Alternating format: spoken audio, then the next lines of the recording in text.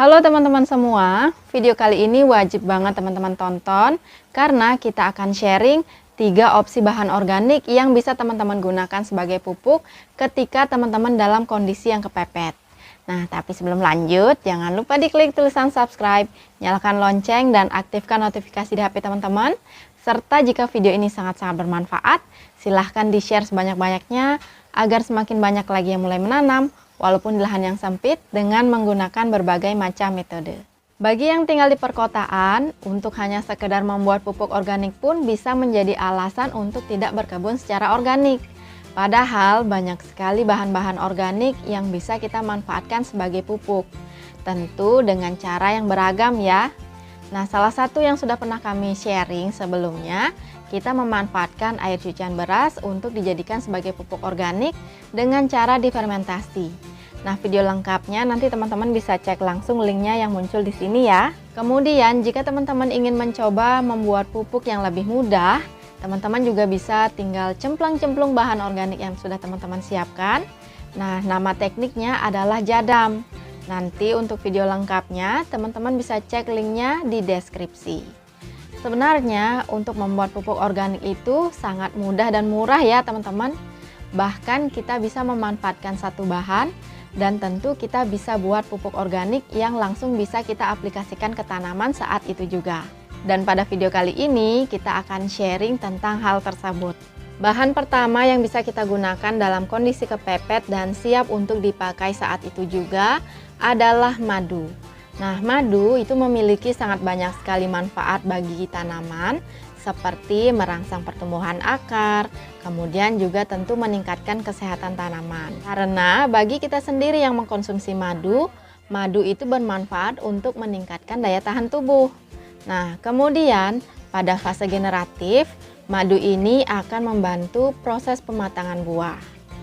Segala manfaat yang diperoleh tanaman karena pemberian madu itu disebabkan karena madu memiliki berbagai macam kandungan yang dapat dimanfaatkan kembali oleh tanaman seperti halnya gula dan karbohidrat. Untuk menggunakan madu sebagai pupuk organik, kita hanya perlu menyiapkan 2 liter air, lalu bisa kita tambahkan sedikit saja madu ke dalam air, dan kita siap untuk aplikasikan ke seluruh bagian tanaman dengan cara disemprot.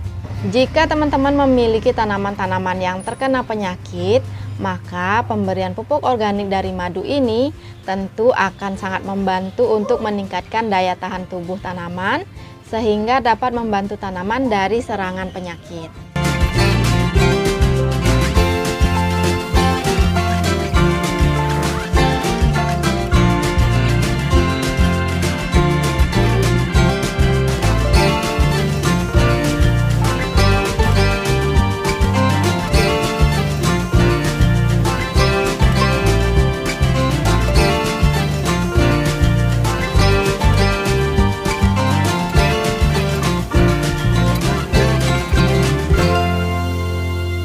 Opsi bahan kedua yang bisa kita gunakan adalah kecap.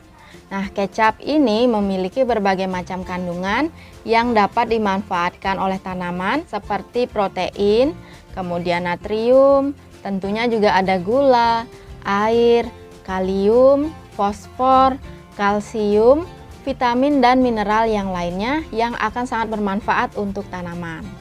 Nah, dan karena kecap ini merupakan produksi pangan hasil fermentasi, maka ketika kita ingin menggunakannya sebagai pupuk organik, kita tidak perlu lagi melakukan proses fermentasi.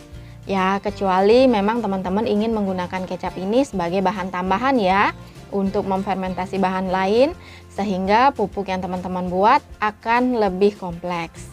Untuk menggunakan kecap sebagai pupuk organik, teman-teman hanya perlu menyiapkan air sebanyak 5 liter dan 1 sendok kecap manis.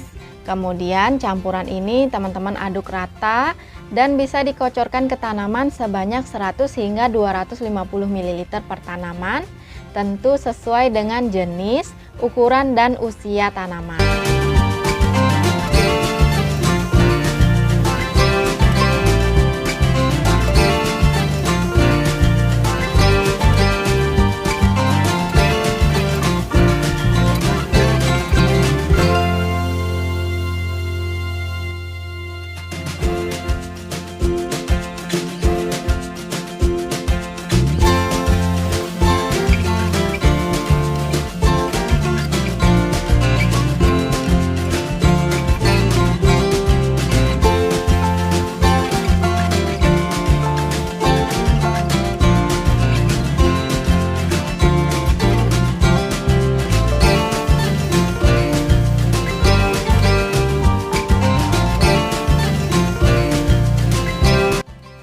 Untuk bahan yang ketiga, mungkin tidak semua teman-teman memilikinya ya.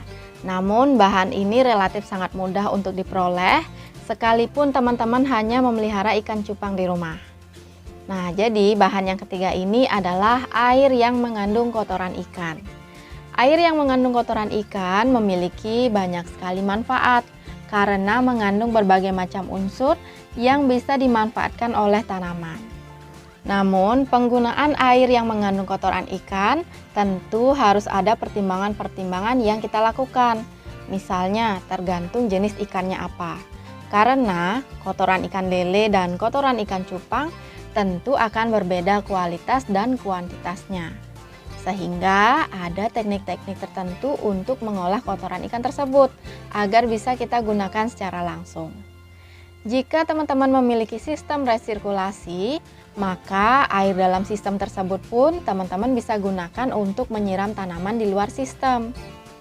Dan jika teman-teman mengambil air yang mengandung kotoran ikan sangat banyak, maka ada baiknya teman-teman memfermentasi terlebih dahulu. Namun, jika kotorannya hanya sedikit, teman-teman bisa langsung gunakan untuk menyiram tanaman teman-teman. Nah, penggunaan kotoran ikan sebagai pupuk instan ini sudah bukan rahasia lagi ya. Asalkan kotoran ikannya itu terkontrol, maka kita bisa gunakan langsung sebagai pupuk. Jika kotorannya sedang-sedang saja, bisa kita encerkan dengan menggunakan air. Namun, jika kotorannya sangat banyak dan pekat, maka sebaiknya kita lakukan proses fermentasi, baik menggunakan teknik fermentasi yang biasa kita gunakan atau menggunakan teknik mineralisasi. Kita juga sudah pernah sharing bagaimana cara membuat biochar dengan bantuan air kolam ikan yang tentu menghasilkan biochar yang lebih kaya akan manfaat. Nanti video lengkapnya teman-teman bisa cek langsung di link yang muncul di pojok kanan atas. Jadi itu dia tadi 3 opsi bahan organik yang bisa kita gunakan membuat pupuk dan bisa kita aplikasikan saat itu juga. Semoga video ini bisa menambah referensi teman-teman. Terima kasih sudah menonton, sampai jumpa di video-video kami selanjutnya.